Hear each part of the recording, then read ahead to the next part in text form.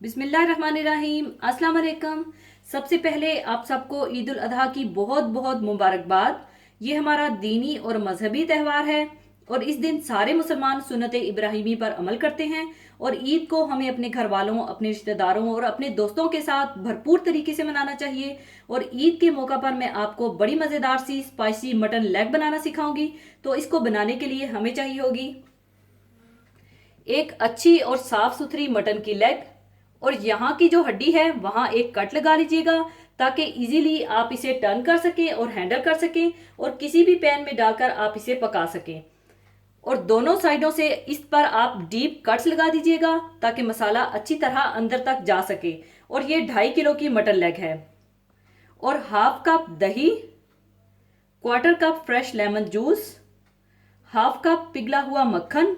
आप अगर तेल या घी का इस्तेमाल करना चाहते हैं तो मेल्टेड बटर की जगह तेल या घी का भी इस्तेमाल कर सकते हैं। हरी मिर्च का पेस्ट 1 टेबलस्पून, अदरक लहसुन पिसा हुआ 2 टेबलस्पून, कचरी पाउडर 1 टेबलस्पून। और अगर आपके पास कचरी पाउडर नहीं है तो आप इसकी जगह कच्चा पपीता या मीट टेंडराइजर का भी इस्तेमाल कर सकते हैं। और अगर आप वाइट वाला साल्टी मीट टेंडराइजर इस्तेमाल कर रहे हैं तो नमक की मिकदार को बहुत कम कर दीजिएगा। और सुर्ख मिर्च पाउडर 1.5 टीस्पून, नमक हस्बे ज़रूरत, चाट मसाला 1 टीस्पून, गरम मसाला 1 टीस्पून और भुना कुटा ज़ीरा 1 टीस्पून और साबुत काली मिर्चें 1 टीस्पून, आधा जायफल, 1 अदद जावित्री का टुकड़ा, 10 अदद बादाम और 1 टेबलस्पून खसखस और 6 अदद सब्ज इलायची। और इन सब चीज़ों को सबसे पहले मैं काफ़ी ग्राइंडर में पीस लूंगी। काली मिर्चें, जायफल, जावित्री, सब्ज इलायची, खसखस और बादाम, इन्हें डालकर आप पीस लें।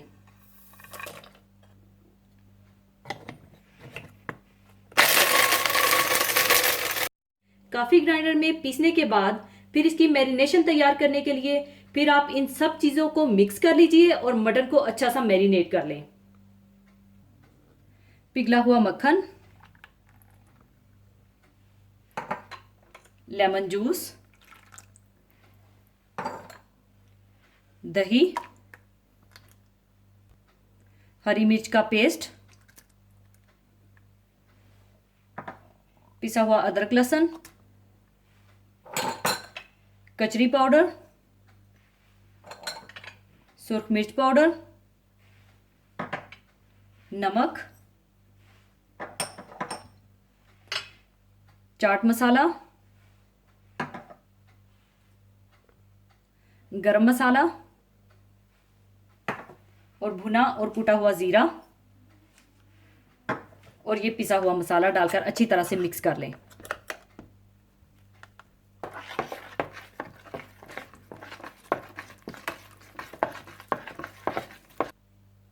और मटन को फिर इसके साथ अच्छी तरह से मैरिनेट कर लें और हर तरफ से इसके कट्स के अंदर तक अच्छी तरह से मसाज कीजिएगा।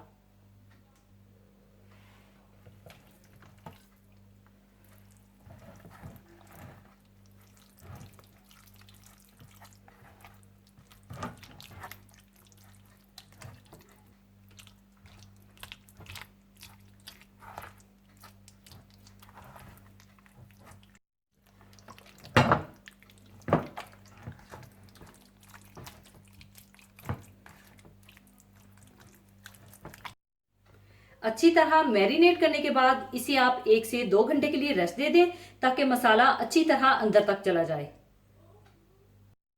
1 से 2 घंटे गुजरने के बाद आप इसे एक बड़ी देचकी में शिफ्ट कर दें और पकने के लिए रख दें और बिल्कुल हल्की आंच पर पकाएं।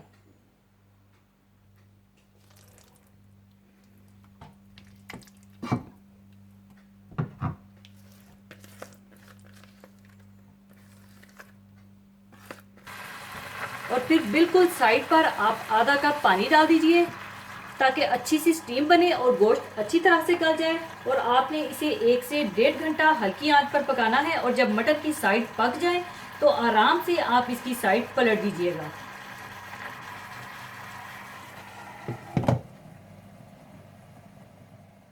मटन की एक साइड पकने के बाद आप इसकी साइड चेंज कर दें।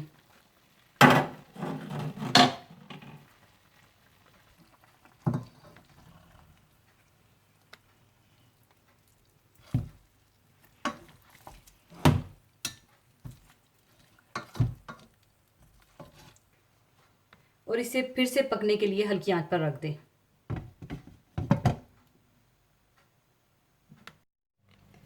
1 से 1.5 घंटा गुजरने के बाद जब मटन अच्छी तरह से गल जाए और इसकी अच्छी सी ग्रेवी भी बन जाए तो आप लेग को अलग कर लीजिएगा। और इसकी ग्रेवी को आपने बिल्कुल भी फेंकना नहीं है, बल्कि एक सॉस बोल में आपने लेग के साथ इसको सर्व करना है ताकि ड्राइनेस महसूस ना हो।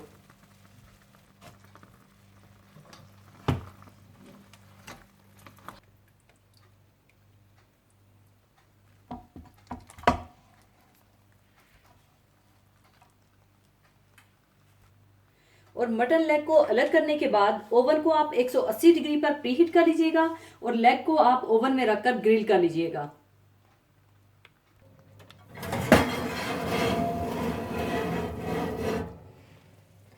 पूरे 30 से 35 मिनट ओवन में रखने के बाद स्पाइसी मटन लेग तैयार है। अब इसे मैं निकाल कर सर्विंग डिश में रखूंगी।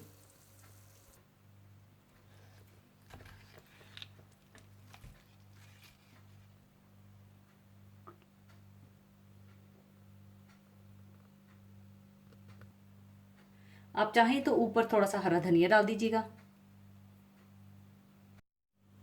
लीजिए, स्पाइसी मटन लेग तैयार है। इसे आप इसके सॉस के साथ ही सर्व कीजिएगा और इस ईद उल अजहा पर ज़रूर बनाइएगा और दुआओं में याद रखिएगा। और जाने से पहले एक हदीस पाक शेयर करना चाहूँगी। हदीस पाक इस तरह से है।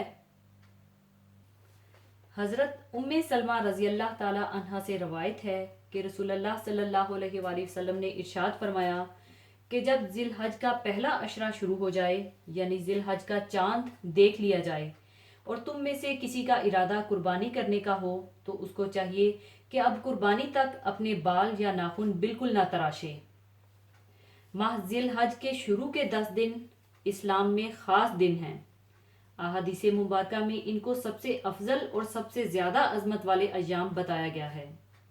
इन अय्याम में इबादत और ज़िक्र व तलावत के खुसूसी फ़ज़ाइल हैं। दरअसल ये अशरा हज का है और इन अय्याम का खासुल खास अमल हज है। लेकिन हज मक्का मुअज़्ज़मा जाकर ही अदा किया जा सकता है और हर शख्स के अंदर इसकी इस्तिताअत नहीं पाई जाती। हज की खास बरक़ात वही बंदे हासिल कर सकते हैं जो वहाँ हाजिर होकर हज करें। लेकिन अल्लाह ताला ने अपनी रहमत से सारे अहले ईमान को इसका मौका दिया है कि जब हज के ये अय्याम आएँ तो वो अपनी अपनी जगह रहते हुए भी हज और हुज्जाज से एक निस्बत कायम कर लें और इनके कुछ अमाल में शरीक हो जाएं।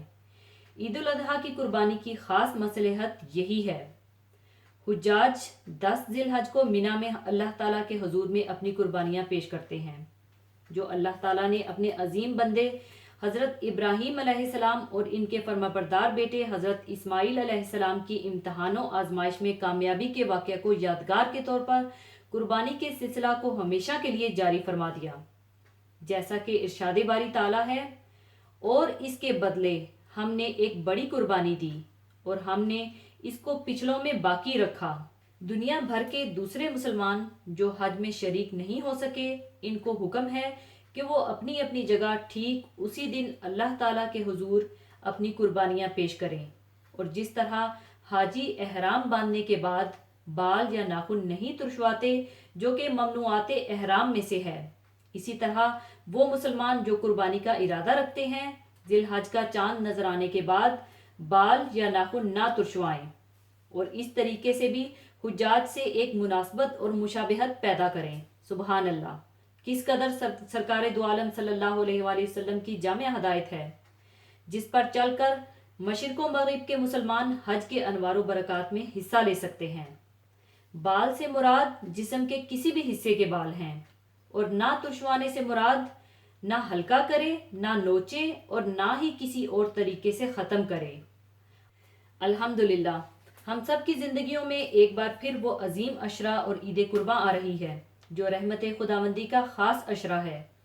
इन दिनों में बंदे का हर नेक अमल अल्लाह ताला को बहुत महबूब है और इसकी बड़ी कीमत है।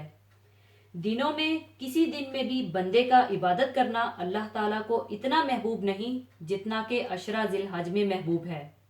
यानी इन दिनों की इबादत अल्लाह ताला को दूसरे तमाम दिनों से ज़्यादा महबूब है। इस अशरा के हर दिन का रोज़ा साल भर के रोज़ों के बराबर है और इसकी हर रात के नवाफिल शब कदर के नवाफिल के बराबर है। ये अशरा हमें बतौर ख़ास ये पैगाम दे रहा है कि अल्लाह वहदा की बंदगी और मोहम्मद सल्लल्लाहु अलैहि वसल्लम की अतात और तबलीग दीन में बवक्ते ज़रूरत अपनी जानो माल, औकात व सलाहियतें, रिश्ते नाते, कौम वतन और अजीज़ो अज़जान औलाद भी कुर्बान करना या छोड़ना पड़ जाए तो अल्लाह का सच्चा मोमिन बंदा बेधड़क और डंके की चोट पर ऐसा कर गुजरे और किसी की परवाह ना करे। जिन लोगों में ये जज्बा और उमंग पैदा हो जाए तो असल ईद उन्हीं के लिए है। तो ज़रा सोचिए, क्या हम इन खुश नसीबों में शामिल हैं या नहीं।